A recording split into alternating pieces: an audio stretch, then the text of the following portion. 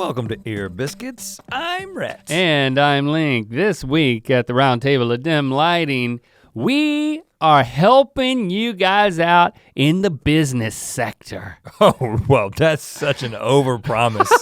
We should have talked about how we were going to platform this.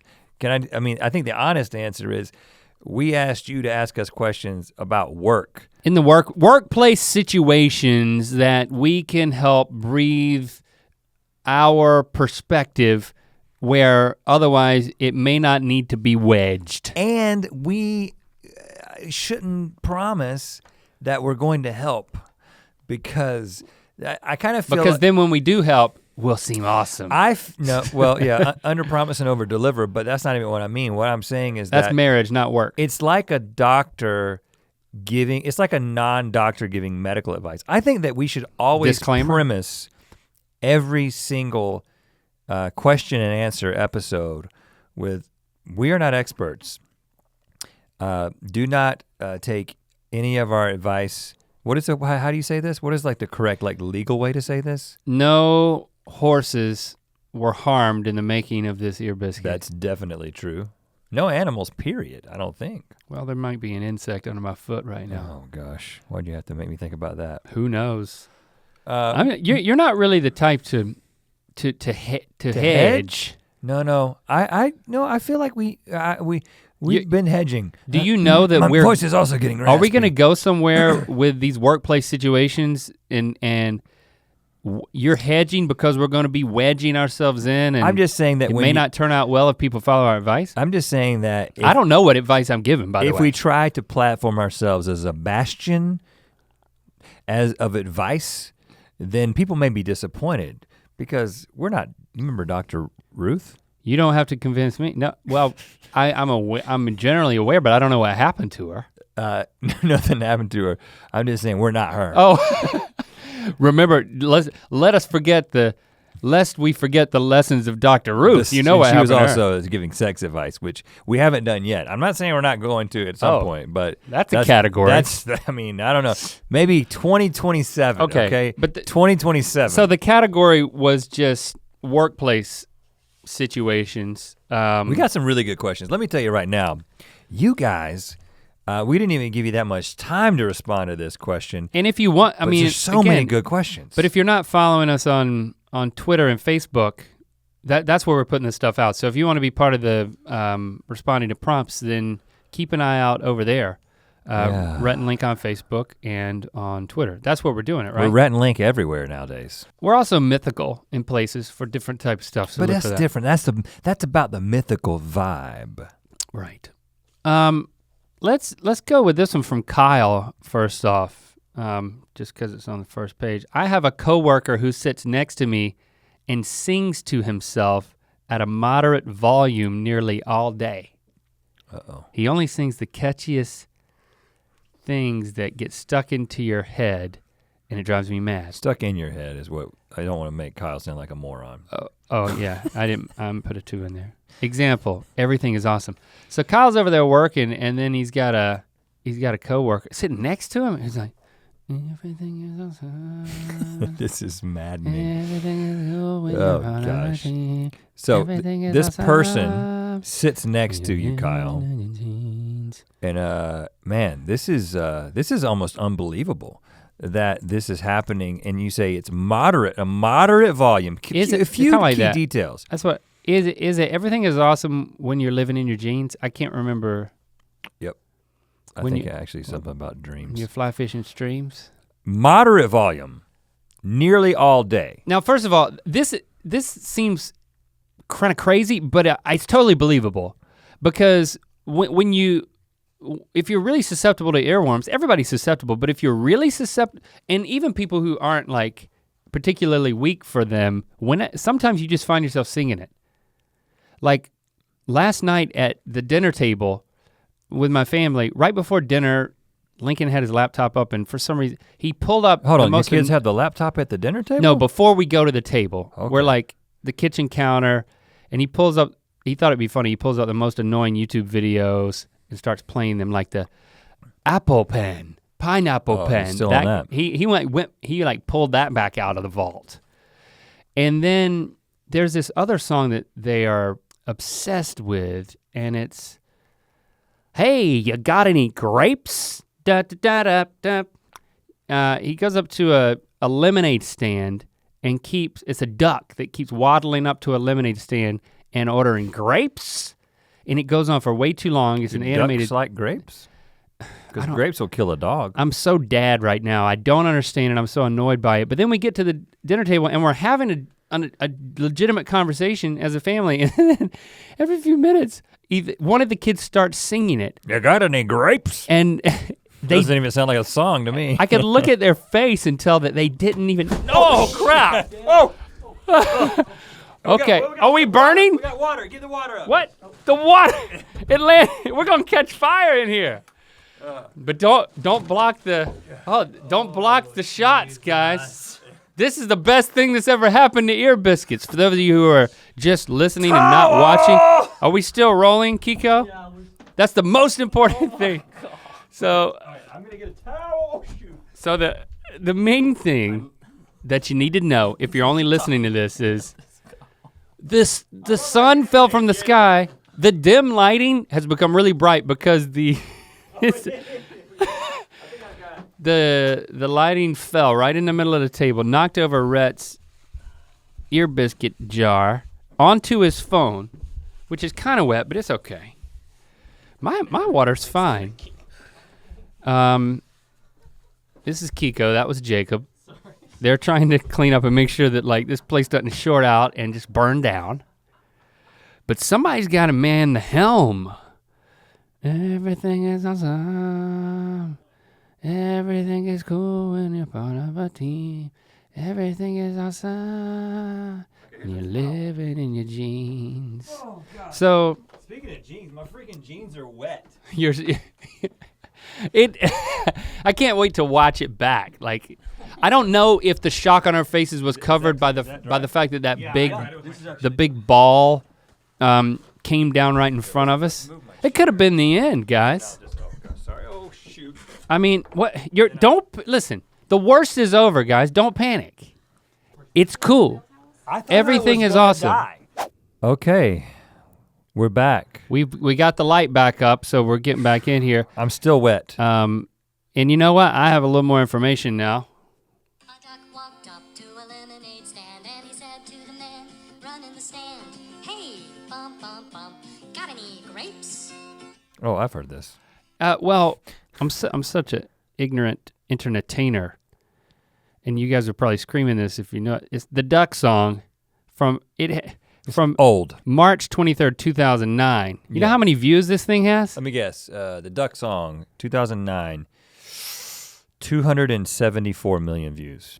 That's a crazy guess, and you're still low. 18 million views. 318,000. Hey, for a blind guess, that's not bad. I can't even see that as 318 million. It's so crazy. I got 1 million thumbs up. 318 million views. There's a sequel too. Well, let's for let's another move time. on. So, my kids, just to finish that little anecdote that left us. Yeah, that's way on the your fault. It's my fault. I was talking to Christy and the kids. If it wasn't one, it was another one who was singing the song, and I would look at them, and I could tell by the look on their face, they didn't know they were singing the Duck song. It was just an earworm. So your brain just starts playing it in your head. I can totally relate. I mean, but what do you do about it? Because even today, Kyle, we had a song. You'll find out on GMM later, but we had a song that was in our heads all day that we were randomly singing. I think I have a solution to this. Now you could do the direct approach, but the direct, honest approach to say, "Hey, man, you're annoying me with your music." Don't do that. That's no fun. I don't think it will work, by the way. Well, here's what I would do. Okay. You be the guy that's singing the song to himself. Okay, go through the chorus a couple of times, and I'll tell you what I would do. Running the stand, hey, boom, boom, boom. Got any grapes? No. Sing Everything Is Awesome. Why? Sing a song I know because what difference does it make? It makes. You'll find out in a second. Oh. You have to sing the chorus of Everything Is Awesome. Everything is awesome. Everything is cool when you're part of a team. Everything is awesome when you're living in my jeans. Everything is awesome. Everything is good when you're not on a team. Everything is awesome. And then I'm looking at you like, what happened to you, brother? Every time the guy starts singing, sing louder than him in a slightly different key. And he will stop. That's tough. He will stop, I guarantee you. You will embarrass yourself. You will lose friends, but you will gain your sanity back. Try it. Well, you don't want him to times. be your friend. You're saying you'll lose him as a friend or you'll lose other friends? You may lose other friends because they'll be You're like, why is this doofus singing Everything is Awesome so loud off key right now? It doesn't matter, it's worth it. You will get your sanity back. And lock eyes with the guy when you're doing it? Yeah, if it's a cubicle situation, you peek over the top. Everything is awesome. Slur your words a little bit. Everything is good when you're part of a team. God. He will stop, he will never do it again. That's the solution to that, Kyle. Try it and then report back. The most surprising part about that was how easily you sang off key. That's not an easy thing to do on purpose. Yeah. It's like, I'm like a wolf that howls. Before you ask another question, let's take a short break. What? Yeah, we need one. Not to. We just took a long break trying to fix this light. Well, it's not really a break. It's a break to let you know about something that you can add to your life. What's going on at Mythical.store these days? Don't you want to know? We've got the Cotton Candy Randy T-shirt. Is really cool. Everything is awesome when you're wearing a Cotton Candy Randy T-shirt. I gotta work on that. He's a cult favorite, guys. Everybody loves him. Actually, you know what? The thing I love about Cotton Candy Randy is he's so polarizing. The most polarizing thing. I know.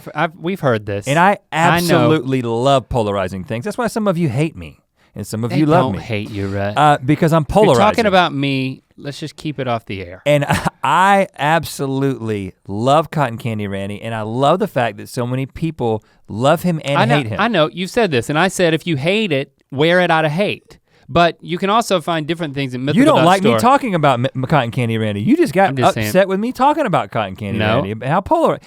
You've already told them that. Me talking about Cotton Candy Randy is polarizing for you. The whole thing you said about polarizing, you're saying it like you've never said it. But you've said it before. Not everybody listens to every Year Biscuit. I'm saying it for the new people. If you want something else, there's other stuff at Mythical.store. And if you want to know when new stuff hits Mythical.store, sign up for our Mythical newsletter. It's free, it's intriguing, it's entertaining, it gives you behind the scenes. A recent issue, our wives contributed to the newsletter. So that's mythicalmonthly.com. Is that how you sign up for that? I believe so. Here's another question. Hannah, this is a doozy. There are 4, you know what? I'm not gonna say her last name. We're gonna beep that. Did we say Kyle's last name? No. Because we said we wouldn't say the last name. Yeah, you did what you give me a hard time about doing all the time, which is— I said don't say their full name, and you told me 3 times. Yeah, then I should have told myself. Look, well, I marked it out. Yeah, I should have done that. Hannah, blank. There are 4 student workers in my office. Hannah, myself, Olivia, Katrina, and Melissa. Our boss refers to us as Heather, Hannah, Christina, and Melanie, respectively. We've corrected her many times that she is not calling any of us by the proper names, but she has yet to change to using our real names. How do we get our real names back? Now, asterisks on Hannah, and that is, when she uses Hannah, despite being my name, she is always asking for Olivia. Hannah never actually refers to me. So she's got 1 name out of 4 right, but is referring to the wrong person. So she has 4 names wrong. I had to draw a little diagram to understand this. Yes. So the boss calls Hannah Heather. The boss calls Olivia Hannah. Yep. The boss calls Katrina Christina. That's okay. That one's the only one that makes sense so and far. The boss calls Melissa Melanie. Okay. And she's been corrected, but many times. Many times? Yeah. And she keeps going back. Well, this is a power bit. I think. Oh, I think it's— hold on, but as someone who gets people's names wrong all the time. Yeah, it's a power play for me. It's not a power play. You don't think I'm stupid. No, you don't do this. I'm in charge. No, you don't do that. Well, I will say today, have we talked about this? No, it just happened. What do you mean have we talked about it? No, the Johnny Jotty thing? No. We haven't talked about it? I thought we talked about it in a Good Mythical more. No, we just talked about it with a person an hour ago. Okay, well, So we met somebody the other day and they said they introduced themselves as Johnny, and it was, to me, it was relatively clear they said Johnny, and Link said back to the guy, Jotty? You made up a name that doesn't exist. I thought he said Johnny. And it was really funny to me. And then an hour ago, well, 2 hours ago, we met a guy named Chris. He introduced himself as Chris, and Link said, Cruz? So he automatically assumes these names that are like very unique. But the two most common names on earth, Johnny and Chris, you assume were Jotty and Cruz, which is similar but different. But as soon as you were corrected, you stopped. You didn't keep doing I'm not a jerk. So this has been pointed out. I don't think. To this person. It's weird. I mean, it is a working theory. It could be a power play. That the boss could be throwing the power around here. It's like, I know that's your name, but it's like, to me, it's akin to the power play when you give somebody a nickname. Like, unless you're like a recreation grade school soccer coach, you just can't go around giving people nicknames. I would have thought you would be a nicknamer. And I think I've been very tempted by it, and I searched my own heart, and I realized that it's like looking down my nose at somebody. Like, who am I? I don't have the right to change somebody's name or to decide how it's pronounced or anything like that. You know, I do agree that in those instances, like when you give somebody like a pet name or a nickname, that's a power play. It's a power thing. So I don't know if that's happening here. These are more alter egos. This is getting somebody's name wrong. And to me, if you've tried to correct her multiple times, you're saying if we believe the best about the boss. If we believe the best about the boss, which we will choose to do, we'll choose to be mythical and do that. Nice. I think that this is an opportunity for alter egos. You guys, you may be Hannah, Olivia, Katrina, and Melissa at home, but at work, you're Heather, Hannah, Christina, and Melanie. You're super. It's like you're super workers. Super alter egos. You guys can I would do different. Be different. Be left-handed at work. Can you do that?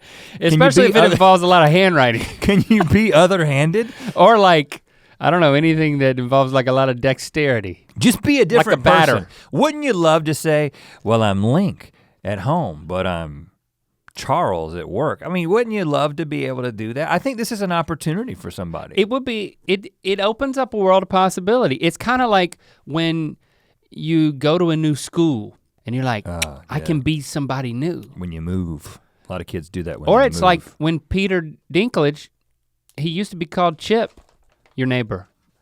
And he was called Chip and then one day he shows up at school and he's like, call me Peter. And we all did. We all did. It took a while for me.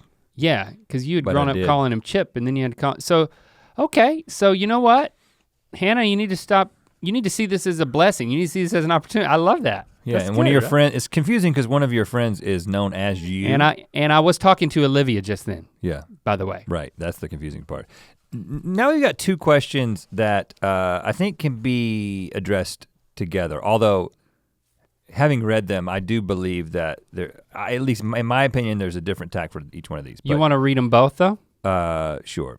James, yeah, he thought I was gonna say something else after his, but James, that just is his name, says, my office mate often comes back from lunch and has eaten so aggressively that she has to use a flosser to dislodge the whole chicken she has just eaten. A flosser? Yeah. Is that a job description? I like somebody comes in? A utensil, unless this is a place where they have a flosser. It makes me want to clean my teeth right now. I'm like searching. Then spends 20 minutes sucking said bird carcass parts out of her teeth. What do I do?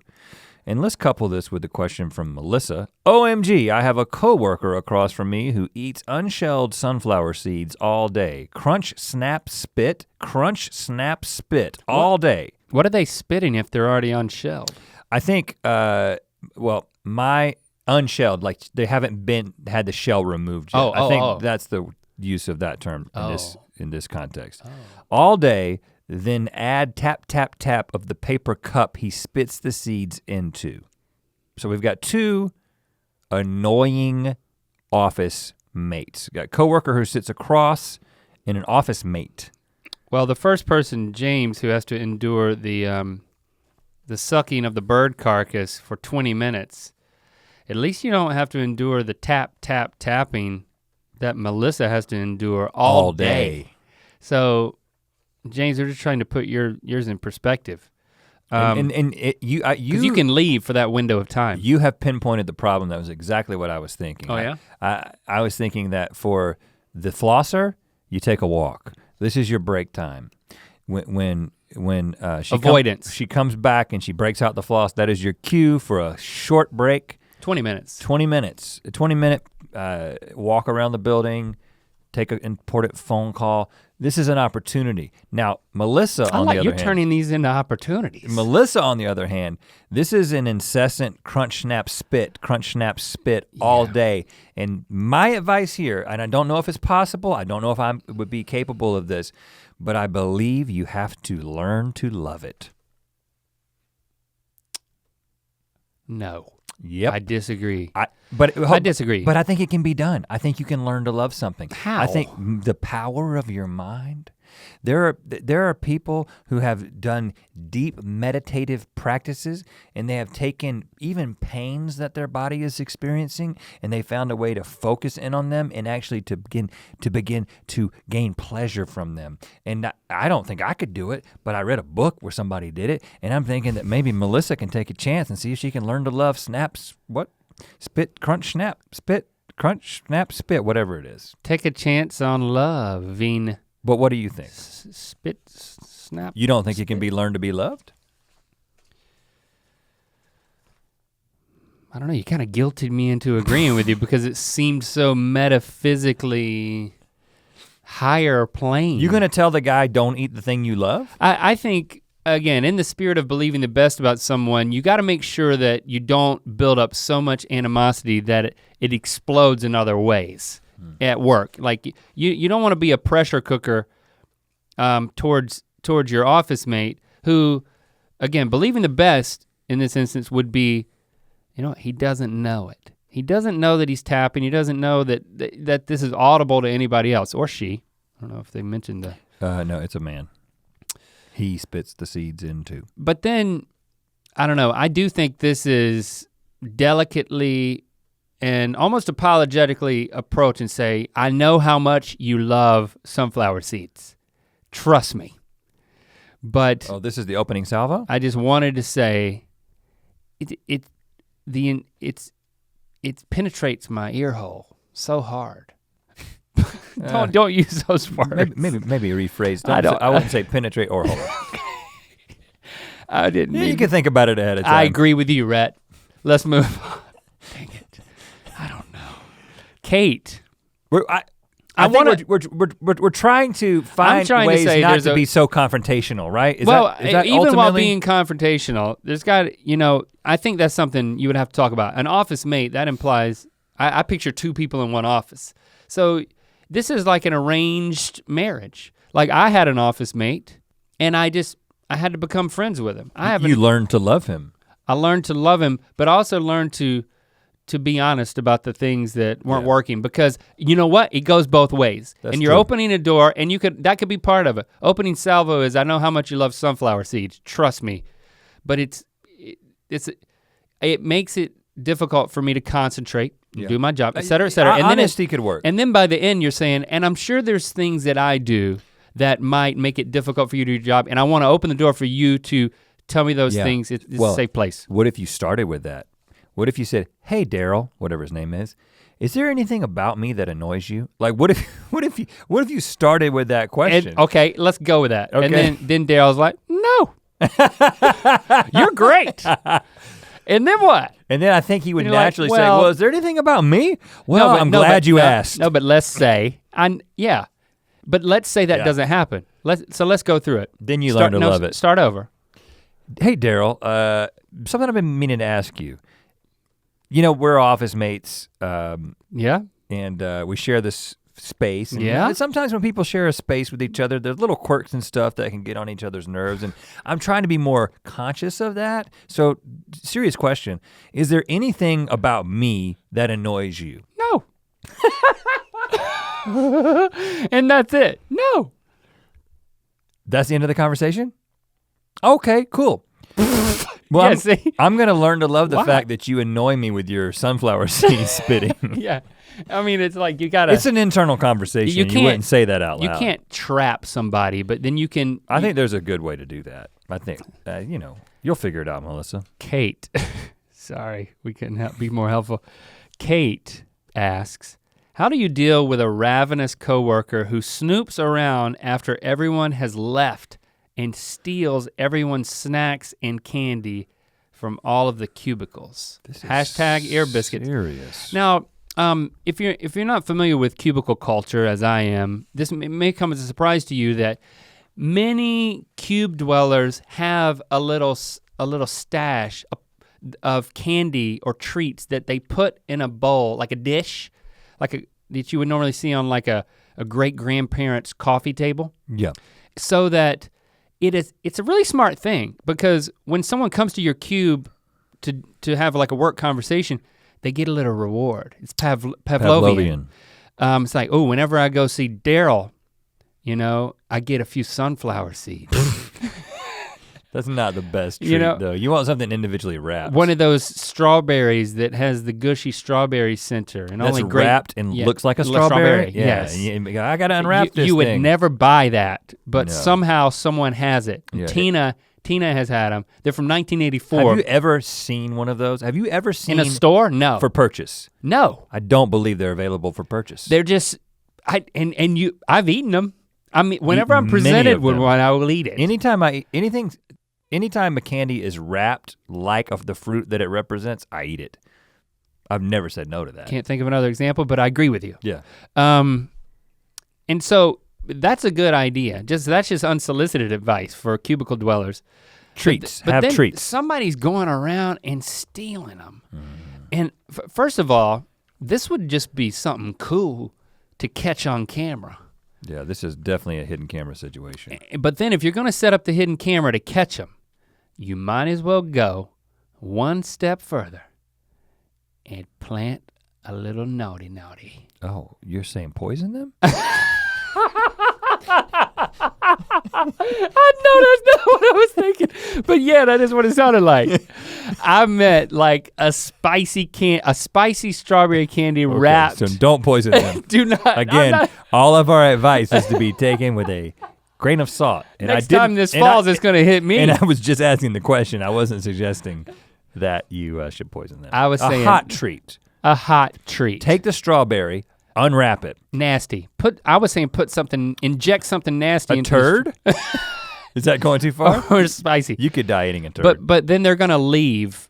But then at least you'll know. You kind of want to, when you play a prank on somebody, you want to be able to see them eat it. I don't think that when she's stealing it, she's eating it right there like a squirrel. You gotta put cameras in everybody's cubicle.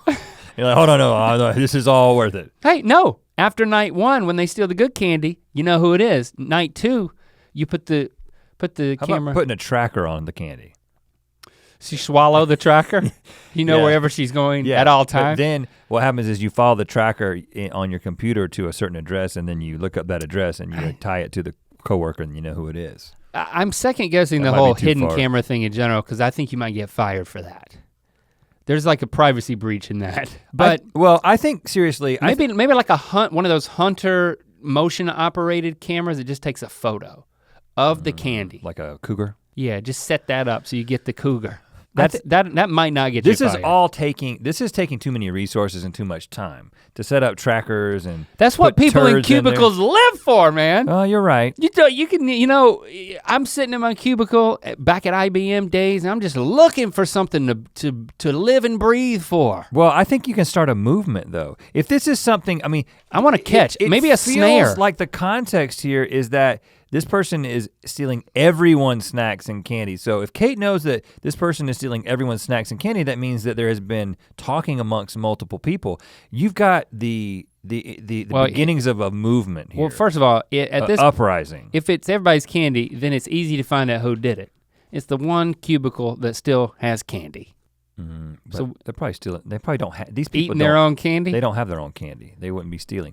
I think that this might be a mass email, like a company email situation. This may graduate to that because it's technically theft. You know, to whom it may concern, who is stealing all of our candy. Who is this? This seems passive aggressive if it's come from, it's come from the boss or an employee? Employee is passive aggressive. And overreaching. I think it comes from a movement. I think it says from. Oh, so like a list serve. It's a petition, everyone signs it. We are a part of the candy union. We, the candy union, all believe and agree that it is wrong and morally apprehensible to sneak around and steal. Yeah, it makes me nervous. Steal my candies. Steal all our candies. So something I think there's some what good kind of world are we living in somewhere. that you gotta lock up your candy every night? Right. Now here's a question from someone. I am going to say his last name because I love the way his last name sounds, and we've already said we've said it before. Nat Pua asked another question, and Nat, we're not always going to answer your questions just because your last name is Pua, but you had a good one. I know you've discussed it in the Book of Mythicality, which I own and love. Hot tip, if you want a question read on Ear Biscuits, include a plug for our merch within the question. Pua knows all. But how do you know when it's time to leave the 9-to-5 job to pursue that something else that you're also passionate about? This is a good question, and one I think a lot of people are probably wondering about. I know many of you right now are listening to this while in the midst of doing something that you'd rather not be doing. It doesn't connect with the deepest, most inner you. It may not utilize your highest and most refined skills, and it may not reflect where you want to go in life. But first, let us say that we are here for you. We're glad to be a part of taking the edge off a sharp environment that you find yourself in, and you may not be able to make a responsible decision to get out of at this point. That was my comforting voice? Like comforting, kind of pick you up. And it's not gonna change overnight, but maybe the advice we're about to give can help you in the long run. I have some thoughts. You wanna go first? Or I'll just skip to it. I think anything, as you start to pinpoint where your passions lie, find ways to invest some time and energy and resources, that may be money, into developing that skill, or gaining experience there, or just starting to channel your passion into something outside of work hours. So it's gonna require some sacrifice. I think it most likely will not be responsible for you just to quit your 9-to-5 and then try to start something up. You know, we were very practical, and we can get into that, but I think that's where my advice is gonna land, and we can go into some of our experience if you want to. Well, I was gonna basically say the same thing. That you find a way. You don't quit when you don't jump ship when you don't have another ship to jump into. Mm-hmm. I think you've got to build a framework that there is a practical. Maybe build a rowboat. Let's go with the analogy. And a responsible, a rowboat or a lifeboat of some kind, so that you, and obviously it depends on what circumstance of life you're in. If you're married with children, if you're the breadwinner of the home or whatever, which was the case with us, you have a special responsibility to your family, and so you can't just jump ship and be like, I'm going to find myself and find what I'm passionate about. In the meanwhile, you're all going to starve. You don't want to do anything like that. If you're single and you can support yourself and you don't have a lot of expenses, you could possibly quit. But I think that having something that you've actually invested your time into, and there's some sort of practical path towards a career. So speaking from our own experience, before we were doing what we do now, we would get together once a week at night to do comedy.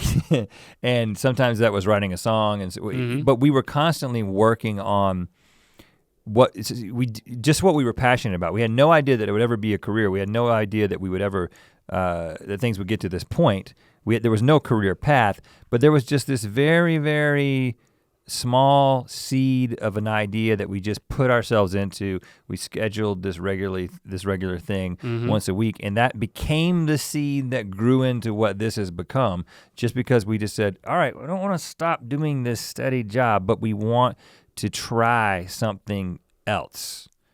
at least a little bit. I think you got to at least have that. Yeah, I mean, anything, if your passions aren't being employed by your employer, then you gotta, I mean,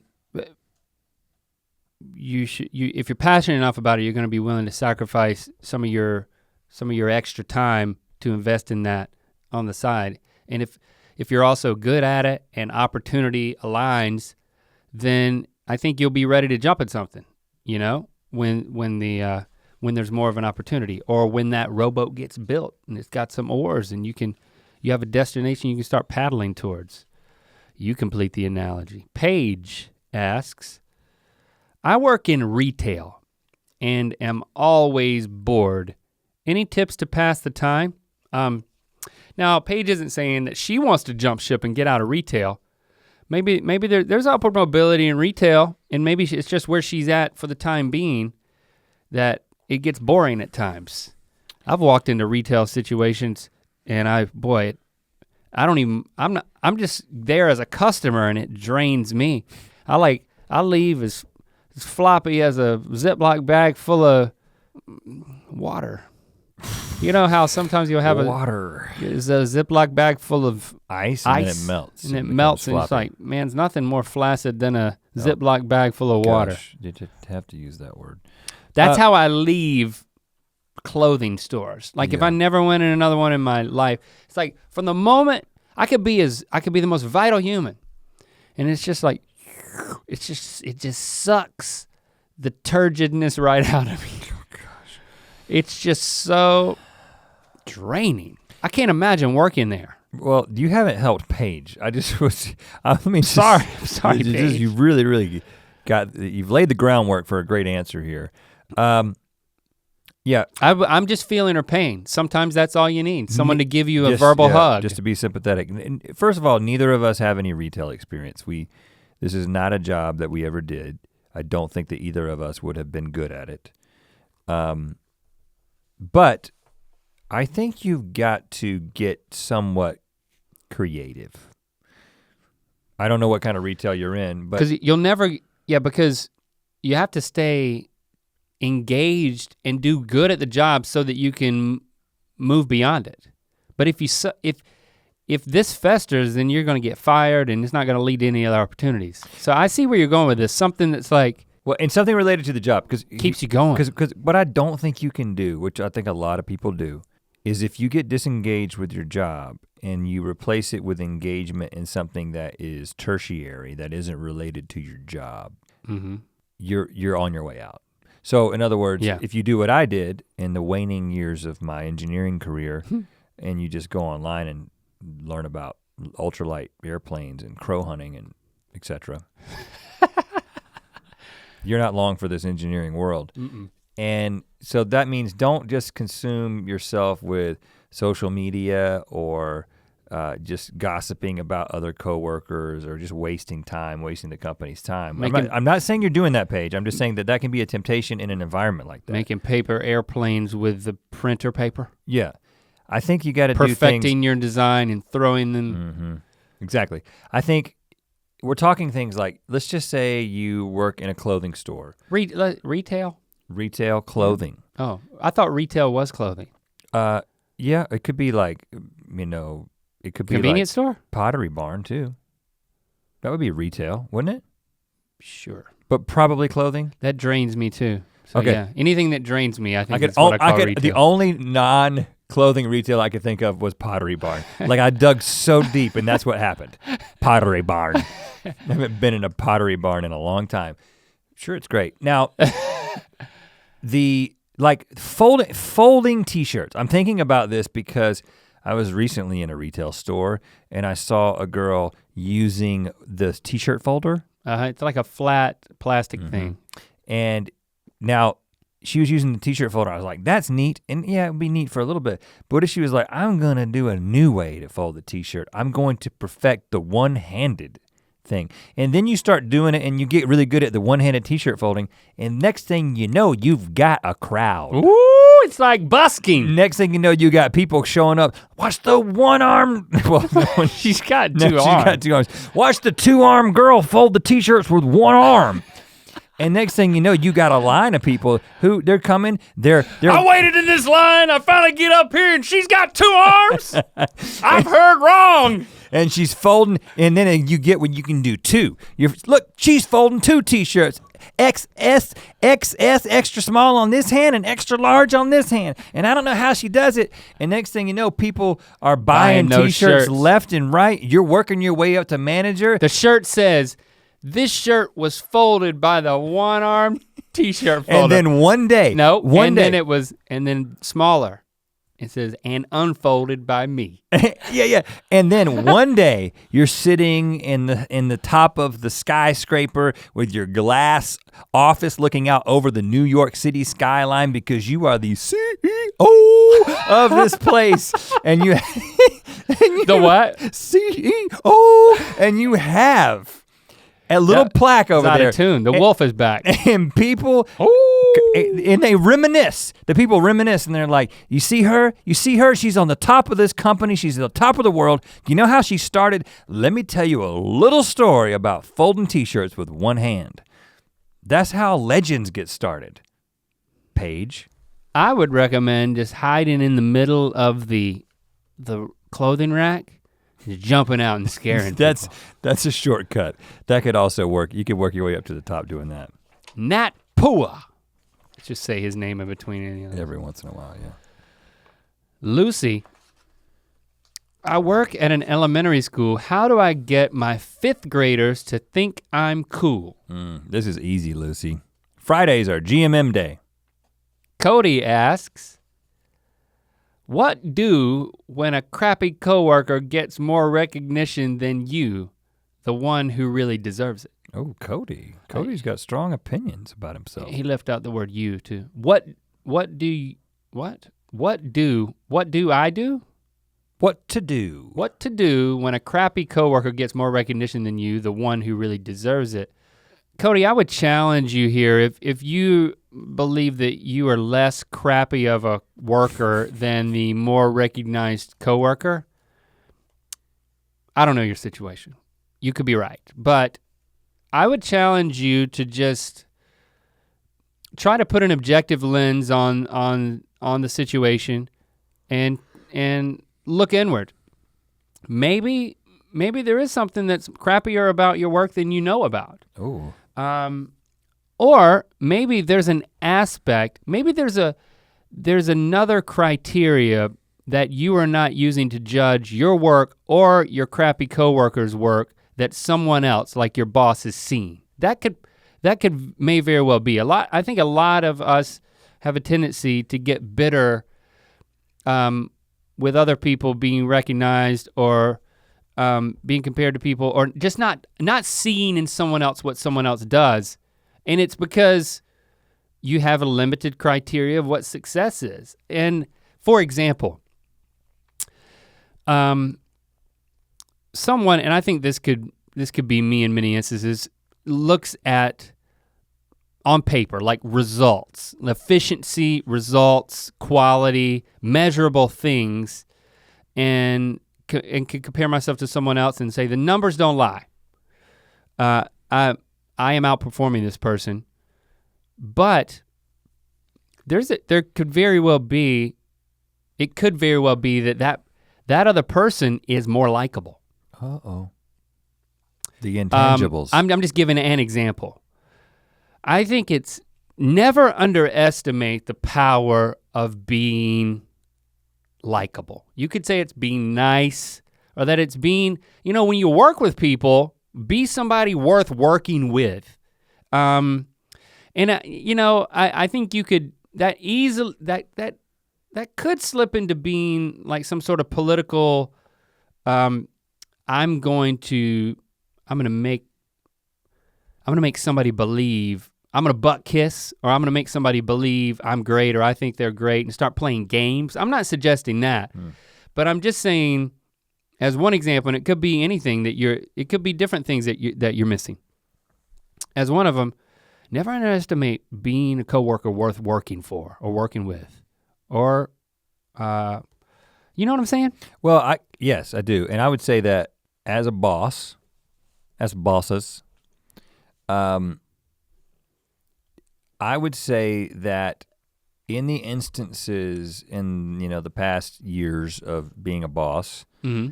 when we evaluated someone's performance,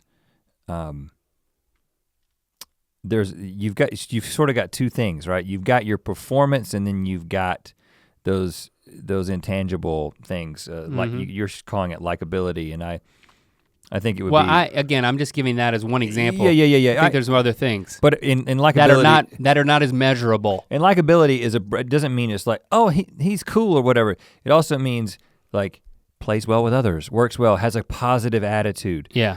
There's lots of things that contribute to it, and I would definitely say that our evaluation of people's performance has often been influenced by, well, so-and-so is struggling in this role, but man, he's got a great attitude. He really brings a great, his attitude sort of lights up the room.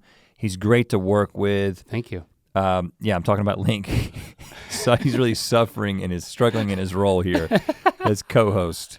But he's a real likable guy. Yeah. We keep him around. But when you've got but 9 times out of 10, or 10 times out of 10, if someone is struggling in their performance and they also happen to be difficult to work with, or there's just something else that just makes them not likable, that is something that they do have control over, then it makes it very difficult for us to have a positive evaluation of them. Well, but to get back to what Cody's saying, because that may not be the case with you, Cody, I do think, to echo the last thing you were saying, we're encouraging you to focus on the things that you can control, and you can't control how another coworker is perceived. If you try, that could be very dangerous. It could be sabotage. Yeah, you don't want to get into that game. So focus on yourself and you know what? Maybe you want to ask for feedback from your superior without drawing a direct comparison to anyone else when you go to that person. Just asking for honest feedback. Yeah, and I wouldn't mention anybody else's name. No. Catherine asks, what do you do when a coworker thinks they're hilarious, but they aren't? It seems so bad not to laugh at all, but their humor is that bad. Oh, this is tough. Yeah, when somebody thinks they're funny and it's like, maybe you like them as a person, they're honestly trying. Man, there was a guy back in the IBM days. We called him Baron, the Baron. Was that his name? It was his last name. Oh. He would come around and he always was yucking it up with the jokes. And they were always like painfully, they were just cringy. And it was the type of thing that like, he would put you on the spot. it was so many years ago, I don't have an example, but he kind of had this Michael Scott from The Office, that was his name, right? Yeah. Kind of vibe that's like, he's zero self-awareness.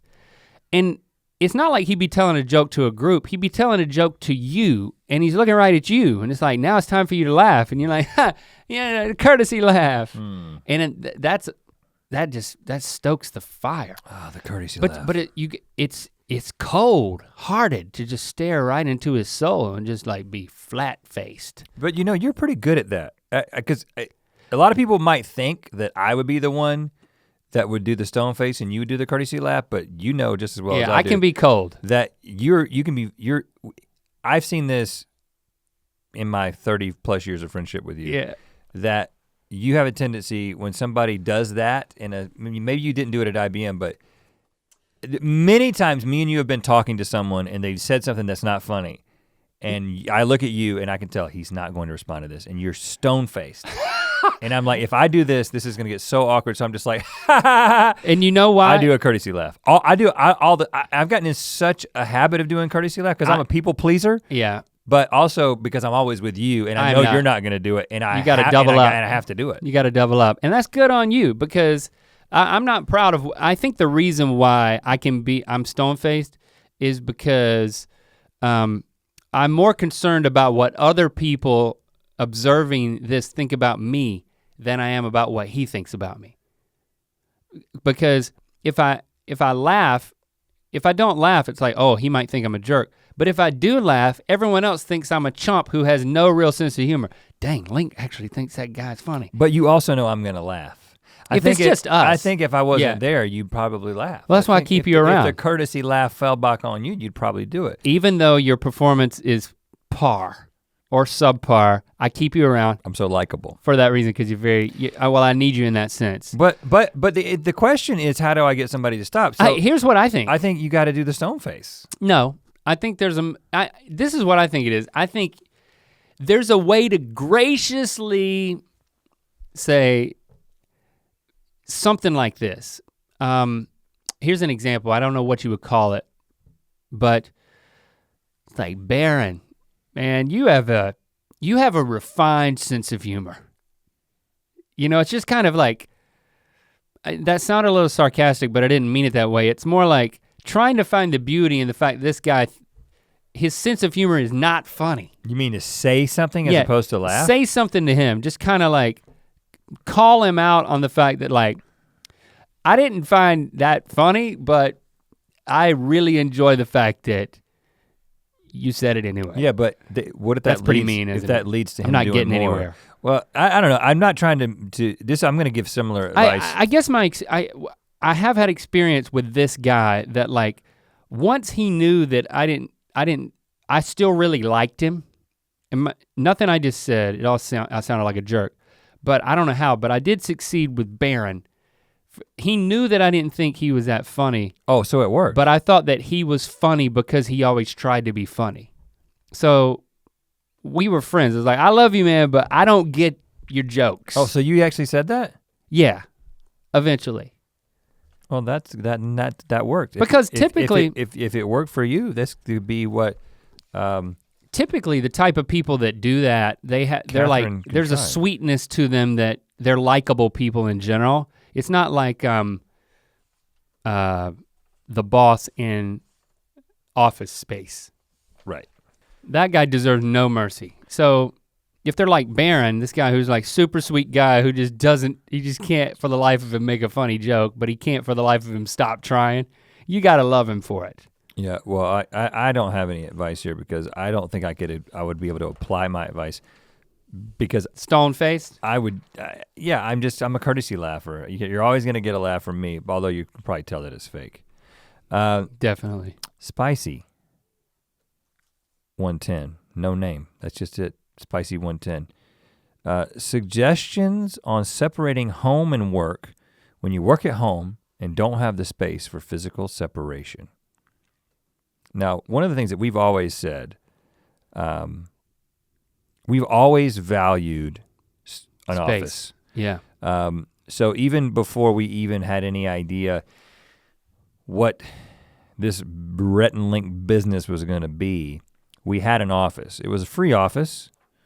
We used the basement of my father-in-law's, one of my father-in-law's dental offices, or like the admin headquarters for his dental practices.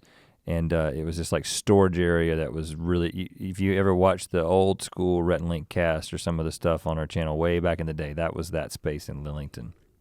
And we always have valued this. I mean, you know, both married with children before we started doing this job, so we really needed to find a way to get out. Now, I realize your question is that if you don't have space for physical separation. You're giving them a verbal hug. You're feeling their pain because you don't feel like you could do it. Because we've always just said that, I know the way that we work, you know, and I think for different reasons. For me, I'm so easily distracted. And for Link, it's not that you're distracted, it's that you are kind of driven crazy by frustrated. You're like more frustrated by not being able to get into a quiet space. And for me, if I'm in that space, I'm gonna get drawn into other things. I'm angered by it, you're enticed by it. Right. But for both of us,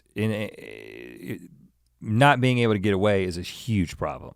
Yeah. But let's try to answer the question in a way that, so I mean, I would say, first of all, if there is any way to have some sort of shared workspace, because there are very affordable like shared workspaces now. There's all these like, I don't even know the name of it, but basically you can get like I've heard of one. You know, these work share deals where there's basically a desk somewhere. There are affordable options for people. Like a coffee shop is very affordable. Well, I don't know what kind of work you're in. If you gotta be on the phone. Yeah, or something. I'm kind of assuming that like you can't go to a coffee shop. You need something that's not out in public. So I would like say that a library park bench type situation. if you want that separation, the easiest way to create it is to create physical separation and to try to find a way to create physical separation if you cannot find it in your home. But let's just assume that you can't do that, you can't afford that, there are no realistic options for separation. What do you do? Closet. Push all the clothes to one end of your closet. You get in the other end. Close the door. I'm imagining there's kids running around. You might they never know you're in there. But that's still physical separation. There's no space for physical separation. You're saying find space. You don't think there's space? Find the space? Yeah, find the space. I'm saying, let's just assume there is no space. This is a yurt. Let's say this is a closetless yurt. Okay? At this point, I think you've got to have some sort of physical indicator on your body that indicates work time. Like a bucket on your head? It could be a helmet. A helmet is not a work hat. I got my work hat on. You know, I got my work glasses on. I got my work shirt on. And what it does is it puts you in a frame of mind that I'm working now, and it puts the other individuals who may be in your space with you, they're like, oh, mama's got a bucket on her head. She's working. So it can't be a literal bucket. No, but we're saying a hat. Helmet, hat, a pair of awesome glasses, a wig. The work wig, we could sell that. Mythical.store. The wig for the working person. And if you just put it on and mama means business. Daddy's on a roll. He's got his work wig on. What would it look like? It would be like a sharp, like a professional slick cut. Down? We gotta have multiple models for whatever. I think it's big. Some of them are big. I think we sell 12 of them. There's a lot of curls, and the hair on the sides comes down, and then a curtain. It goes down over the ears, and then it goes goes a bit forward to serve like blinders on a horse. The work wig for the man or woman who wants to work like a horse. It also has a feed bag.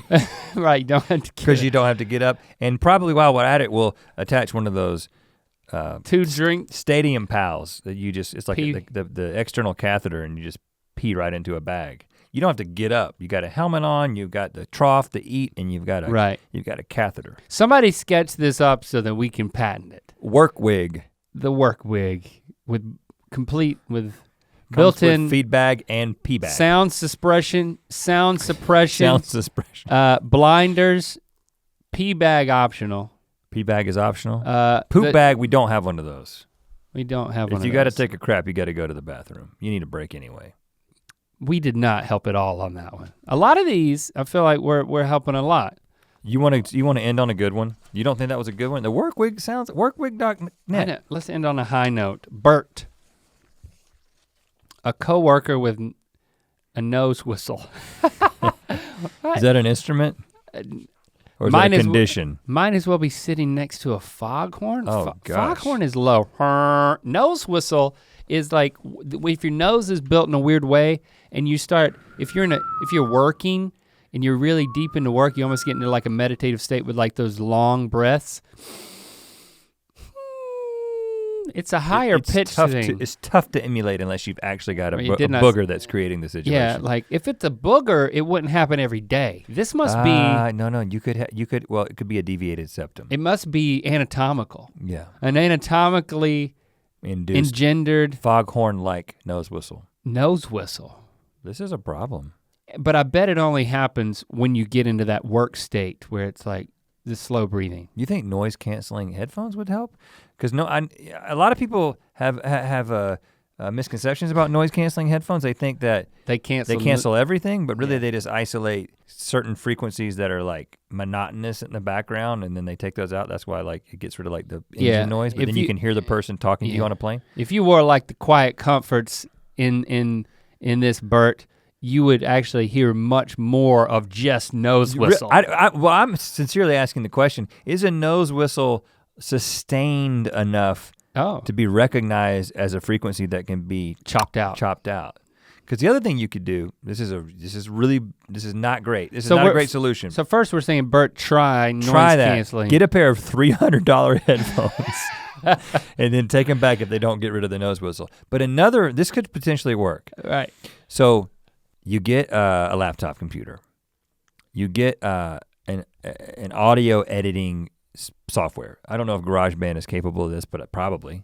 Okay. It's getting pretty desperate these days. So roll with me on this. They get pretty pro. And then I don't know what you're doing, but you put headphones into the computer so that, and then you're sending the sound. You sound like a dumb person. You put headphones into the computer. What does that mean? You attach your earbuds to the external the laptop jack of the computer. Okay, to the laptop. And then you set it up so that you're running all the sounds of the room through the laptop and through the audio software. And then you break out the filter that isolates certain frequencies and you're talking Pro Tools, man. Yeah, well, I think, I haven't worked in GarageBand in a couple of years, so I don't know if it's capable of this, but you may have to go Pro Tools, or I know Logic can do it. Okay, and then, so you get a copy of Logic. You're talking about frequency isolation filter. And there may be an iPhone app at this point, or just a phone app at this point that can do this. Now the problem is, so you let the nose whistle start and you move the isolation, the frequency back and forth until you nail it and then it's gone. Now Rhett knows this because in all of our years of editing all of our internet videos, I don't know how we came up with this delineation, but I was like much more of the editor, like cutting style and details. But then when it came to like an audio pass, I would pass it off to you, and because that was more of a figure out a new thing that then applied to fixing certain problems like this, like, oh, there's a hum in this particular shot, the shot before and after it don't have it, so it's very distracting in the middle of, say, dialogue. And you could use these filters and find it. So you're saying apply that particular thing. Yeah, the downside is you have to listen to everything through a laptop. So that's, you gotta carry this laptop with you. Because it's live, it's like you're live recording your work environment. It's sound processing that is isolating that frequency. Well, it's what happens in noise canceling headphones dynamically, but it doesn't. You're doing it manually. This could be an awkward setup. Otherwise, here's another potential solution that may be simpler. Punch them every time they start doing it, when your spouse snores. I don't mean like punch them hard, I mean nudge. Nudge them. Person's not asleep. They're like there just breathing. Let's just assume that it is. I say just go up to them and before they know it, you've grabbed their nostrils. Oh, they can't, no physical contact. You gotta be passive about this. How about this? This might be a better idea. I doubt that it's anatomical. I'm guessing that it is a recurrent sinus infection of some kind, or this person just has certain shaped boogers and it just works itself out, right? Okay. And so it's a recurrent thing, but it's not all the time. So we're talking about a nasal issue. You need to get one of those oil diffusers that you've got at your house. Oh, nice. And you put in some sort of congestant. They've got oils for everything. We got one at home that says digestion. Don't give them the digestion, give them the decongestant. I'm gonna smell something and it's gonna help me digest better. But I bet you believe there are, decongestant I like the smells. Oils. And so you put, and you really pump it. You might get 4 or 5 of these things. And this person may say, why do you have so many oil diffusers in our office? Now it's like, I'm just trying to liven the place up. And you keep adding an oil diffuser every single day until the nose whistle goes away. Until you get to like 20, at which point it would be excessive, and then you do the other thing I talked about with the laptop. Because if you were to go the direct route, which we often recommend, have the awkward conversation, well, if it's anatomical, and I do believe that it is, what's the person gonna do? That's like saying, that mole on your chin is really annoying me. Can you have it removed? Well, the mole doesn't make a constant noise. I know, but it still is kind of the same thing. It's like, can you go to see an ENT and get them to ream out your nostrils so that Maybe the breathe strips, like for snoring, speaking of snoring, maybe they will work. Maybe I bet it would work. Every morning you could come up and you look so great, and you just touch them on the nose and you- Now you're doing the touching. That's when but I'm doing a gentle touching. I'm congratulating. You gotta touch somewhere else. Touch the shoulder and be like, you look, like this, you look so great, and you that's when you attach it. You attach it to put a sticker on their nose. And I did not consent to you touching my nose bridge. Your fingertips are so sweaty. No, it's not sweaty, it's oil. Oh, really? Yeah. It's like from the diffuser. You just diffused my nose bridge. My hands are hot, man. I got hot hands. It smells, I can't smell it. It doesn't stink. They're not sweaty, they're just. It's gonna help with my digestion. They're hot. Okay, that's ludicrous. Are you telling me that you're gonna? I gave 3 different options. Just pick one and deal with it. But you could give them nasal strips as a Secret Santa. You gotta apply them with your hands though. Secret Santa's a good idea, any time of year. But then he just thinks he's snoring. Well, how does he know I snore? There's a note from Santa. I heard you snore. No, it's not about snoring. You have a nose whistle, bro. Yeah. Or you could start recording it and then loop it into like a track. Create a new beat with it. I don't know. I think we have helped at least one person. We've done it. Somebody got helped in We've that. done it. I'm sure, you know. I mean, some people probably got misguided advice, but again, so I did the disclaimer at the beginning. The light falling should have been a sign for us not to continue. Yeah, it was fate for us not to give advice tonight. We pressed on and now we're gonna reap. We're gonna reap what we've sown, and here you are with us. And you know what? We'll speak more at you next week. Come on back. Tell your friends, bring them over. If you dare. I'm curious how you would describe Ear Biscuits. Let us know. Let us know. Describe Ear Biscuits in an online short social commentary with #EarBiscuits. I legitimately would like to know how you would describe this show if you were gonna recommend it to someone.